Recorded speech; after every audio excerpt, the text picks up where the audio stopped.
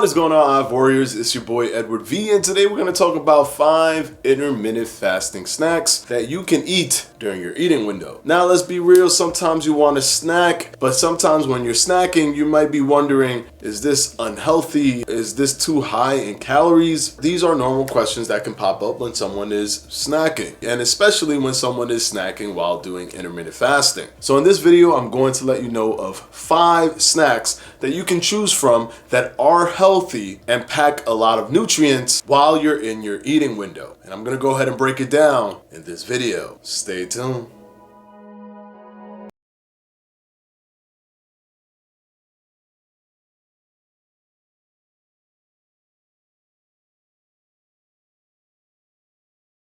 Guys, quickly before we start, this video is brought to you by yours truly, Fledge Fitness and the Fledge Fitness Jump Rope. Finally, within a matter of days, we should have all of the units and we will be shipping them out to all who pre-order the jump ropes. If you haven't pre-ordered yours yet, what are you waiting for? At only $16.50 with an ergonomic design, aluminum handle, and swivel design, you can't go wrong with the Fledge Fitness Jump Rope. You can click on the top right hand corner of this video or down below in the description box. And of course, as always, guys, thank you for your support. Now let's go ahead and jump right into the video. Okay, so snacking is one of those things that everyone likes to do, or everyone tends to do. One thing that I might do is that when I'm cooking, I might be snacking on something. But you want to make sure that when you're snacking, you're not throwing everything off in terms of the calorie intake, in terms of the sugar intake. You want to have a balance. And why not double down on nutrients if you're going to snack? So I do have some criteria for this video. Number 1, it needs to be a healthy snack so that it can help you stay within your fitness goals. Number 2, most of these need to generally be low in calories. Number 3, they have to be fun. They have to be a fun snack. It just can't be a boring old, here's some broccoli bits. It's just gonna be too boring. And number 4, there has to be a good level of nutrients packed into these snacks. That's it. Now, if you're in the boat of someone who undereats when you're breaking your fast, then I would recommend higher calorie dense foods, which I will not be touching on here, but if many of you recommend it, I might go ahead and do another video in which I talk about healthy, high calorie dense snacks that you may partake in to help you get over the hump and hit that calorie goal. Now, without any further ado, let's go on to number 1. Now, I want to get number 1 out of the way because I think a lot of people know this about me already. I want to talk about air popped popcorn. So let's just talk about air popped popcorn.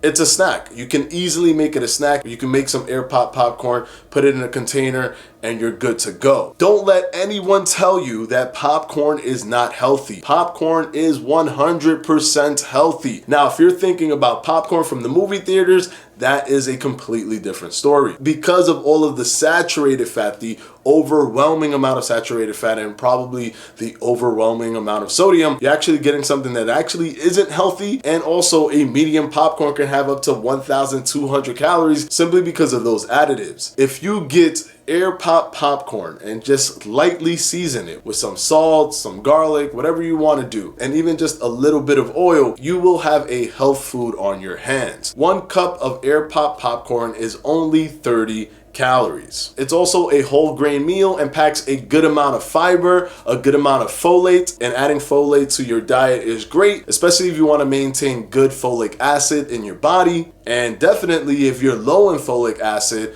things that contain folate will definitely assist you, and popcorn contains that. It also contains iron. So it literally runs the gamut of what a health food is. Yes, it might look like a cheap snack food, but that's because it's been commercialized that way. And actually, they add so much stuff to it that it becomes unhealthy. But in its purest form, air pop popcorn is actually a health food. And if you throw it into a container and save it for later, you might be able to pop one of those things out when you're cooking your food or on your drive home, if you want to break your fast, or in between meals during your eating window. Whatever way you want to do it, popcorn is a tool in the tool belt. Now let's go on to number 2, dried fruit. Yes, because of the drying process, most of the nutrients remain in the fruit. Just keep in mind that dried fruit does contain a lot of sugar, but it definitely contains a lot of nutrients, fiber, and antioxidants. 2 examples of dried fruit snacks that you can eat during your eating window is raisins, or one of my favorites, which are apricots. Apricots is super nutrient dense. It contains up to 47%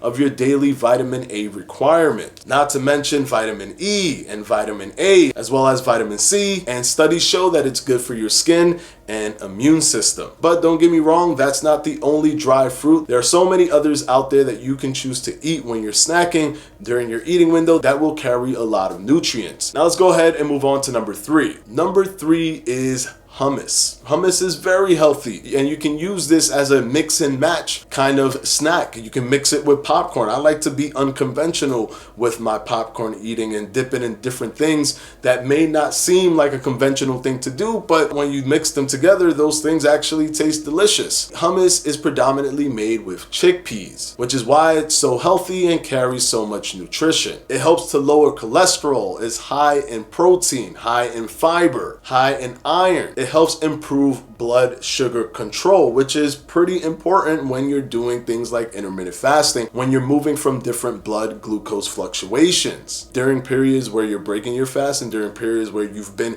in a fast for a good amount of time. It's also low in carbs, which if you're doing a keto diet and you're splicing it with your intermittent fasting protocol, which works well together because it helps you get into that post-absorptive state a little bit quicker. In that respect, it makes it an even better tool to use for you. You could even eat hummus just outright if you want, without mixing it with anything while you're waiting around or cooking your food during your eating window. Now let's go ahead and move on to number 4, wasabi peas. Wasabi peas is another dry food, and usually when you dry food, it turns into a snack all of a sudden. But this is just simply peas that were dehydrated mixed with wasabi. Now it could be an acquired taste if you don't like the sensation that you get if you've never tasted wasabi. Those of you who have tasted wasabi know the feeling that you felt the first time you've ever eaten wasabi. It's almost like a reverse brain freeze kind of situation where instead of it being in your brain, it's kind of like in the back of your throat, but you get kind of the same sensation. So yeah, it could be a little bit weird when you first eat it, and you might have to acquire that taste to eat it. But once you're in the flow of eating wasabi peas,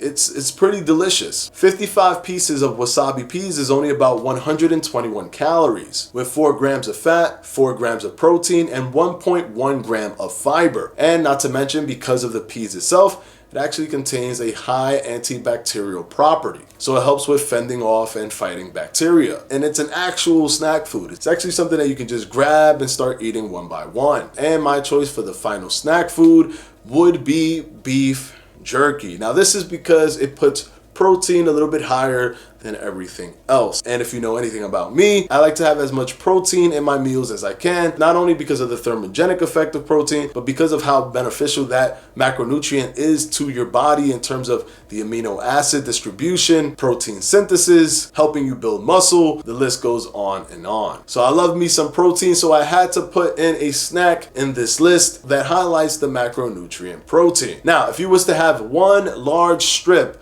of beef jerky, it would be about 82 calories while containing 7 grams of protein, 5 grams of fat, and 2.2 grams of carbs. Not to mention, it also carries a good amount of potassium as well. And if you're wondering what beef jerky truly is, it's simply lean cut meat that was dehydrated. Here we go again. When you dehydrate something, you just turn it into a snack basically, because it removes it from being spoiled because it's dehydrated. So you could put it away, you could put it in a container, it can sit there for a while, and you can still eat it when you're all said and done. You can also marinate and season beef jerky, and that can actually be a very delicious and full-blown meal if you like. But if you're using beef jerky as a snack, you can't go wrong with its high protein content. So there you have it, guys. Those are the 5 intermittent fasting snack foods that I recommend you eat based on how fun they are, but also subsequently how healthy and nutrient dense they are as well. And the fact that they tend to be low in calories